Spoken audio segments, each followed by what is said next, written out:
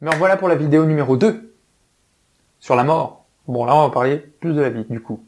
N'hésite pas à t'abonner pour te tenir au courant, pour suivre cette série, ma foi, inédite. Donc, je rappelle, je me base sur le yogi Sadhguru,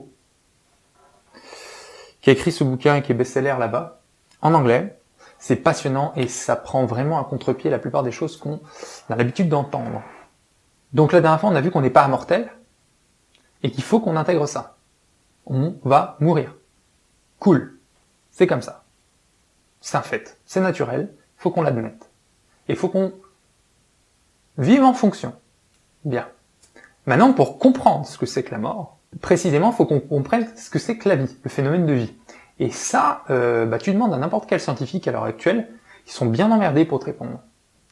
Ça n'arrête pas d'évoluer, plus la connaissance évolue, plus leur réponse elle-même évolue. Des fois, ils te disent c'est une question d'échelle. Par exemple, tu prends un truc qui est à la mode, là, les virus. Tu vois, les virus, c'est à l'échelle nanométrique. C'est gros comme ça, un virus. Tu vois ? Un virus, c'est gros comme ça. Je rigole. C'est nanométrique. Et à une époque, on disait, non, nanométrique, c'est des molécules, c'est presque atomique, ça peut pas être vivant, c'est un assemblage de molécules. Et à fur et à mesure du temps, on se dit, putain, ça réagit quand même comme un être vivant. Ça a quand même vachement de similarités. Et donc ça évolue, ils sont un peu entre les deux. Est-ce qu'un arbre, c'est vivant ? Tu vois ? On sait pas. Enfin, toi tu sais peut-être, mais il y en a plein qui savent pas.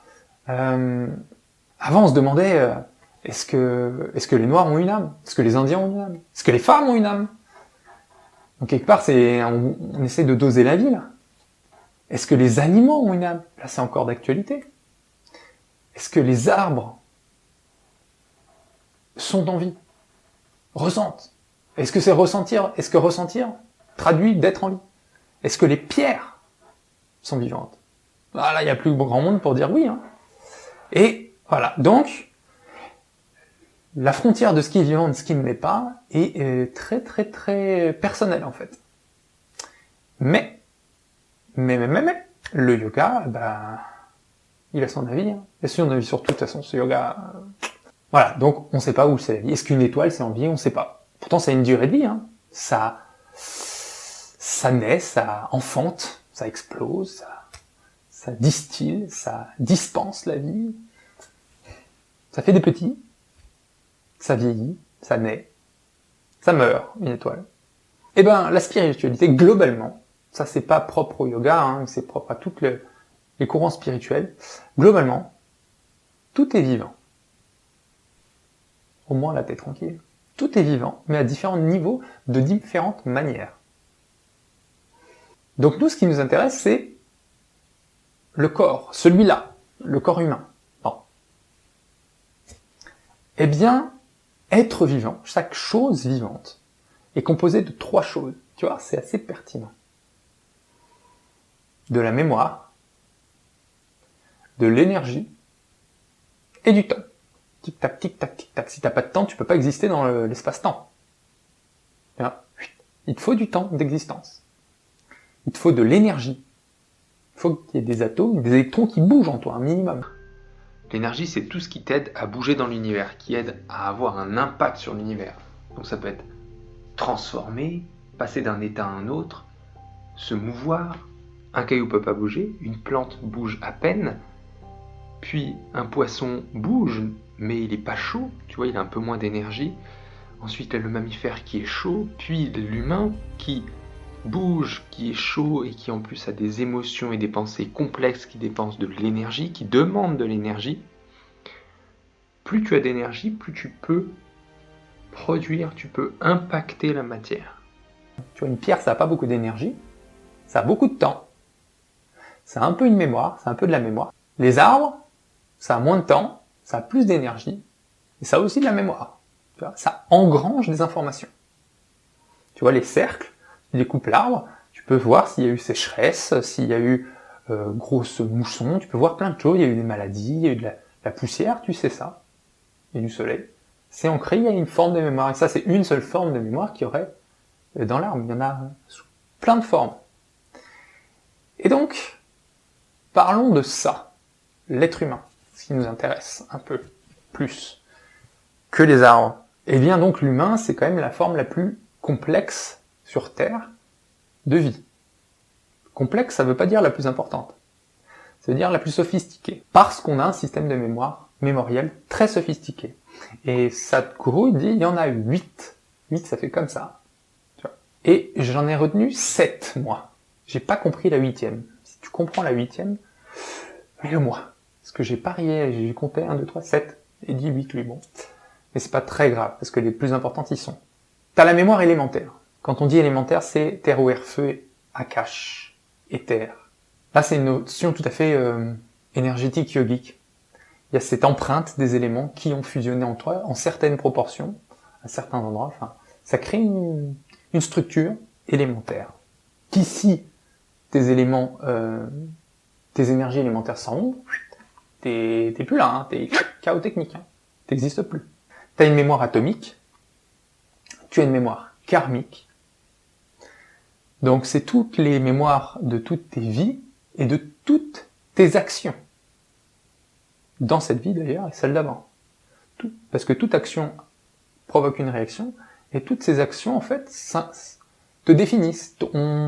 C'est comme plein de pendules que tu aurais bougé et t'as émis une énergie dans un sens et cette énergie va revenir. Compliqué. Et c'est pas trop dans notre culture. T'as la mémoire évolutive, t'es un humain, t'es pas un chien. Pourtant, t'as à peu près les mêmes molécules que lui. Un cochon, on est très très proche en termes d'ADN, mais on n'est pas... on a évolué en tant que macaque, puis humain. Tu vois, il y a cette mémoire d'évolution de la bactérie, du poisson, tout ça, et on arrive ici. S'il y a cette mémoire, hein, toutes les cellules, au fur et à mesure, c'est engrammé en nous. Lui, il dit qu'il y a en plus la mémoire de l'ADN. Tu vois, c'est la mémoire héréditaire. Tu as la mémoire de tes parents. Tu ressembles un peu à tes parents. Tu as les maladies aussi de tes parents. Petit aparté, si tu as le même hygiène de vie.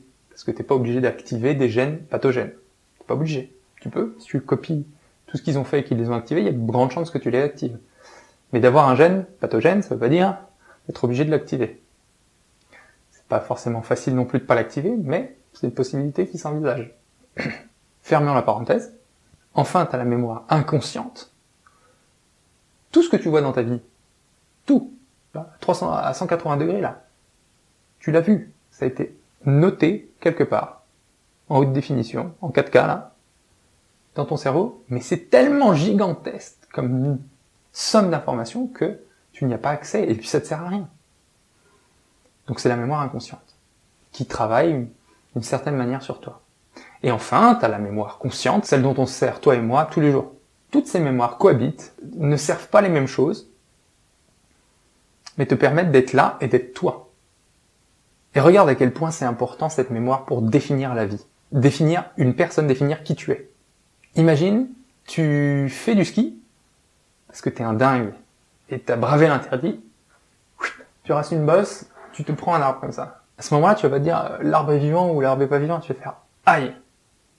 Et tu vas avoir l'écorce imprimée là. Et là, tu perds la mémoire. Définitivement. Tout le passé, tu sais plus qui sont tes parents, tu sais plus qui tu aimes, tu sais plus rien. Et allez, tu gardes un peu des notions d'école, et tu sais encore parler, je suis sympa. Mais là, en fait, tu reprends à zéro. Et tu es une autre personne. Tu vas pas forcément tomber amoureux de la même personne. Tu vas repartir à zéro. La personne ancienne, celle qui, avant de se prendre l'arme, a disparu. En grande partie. Sociétalement parlant, parce que c'est la mémoire consciente qui a disparu. La seule première mémoire, tu vois.